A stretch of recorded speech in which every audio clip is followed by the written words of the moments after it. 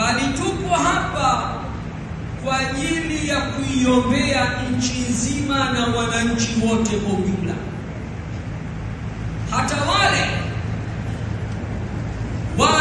wavivu wa kufikiri wanaodhani ya kuwa wanaposikia dua ya kuliombea taifa moja kwa moja wana tafsiri tofauti, ninaomba nikwambieni ya kuwa dua hii pia inakuhusuni nyote, utake usitake.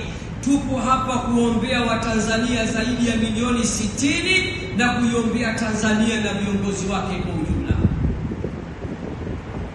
Lakini pia katika visomo ambavyo leo tumefanya, Qur'ani imesomwa mara 4, misahafu minne, na tumebakisha msahafu mmoja wa mwisho ambao utasomwa kwa ruhusa ya Mheshimiwa Mufti.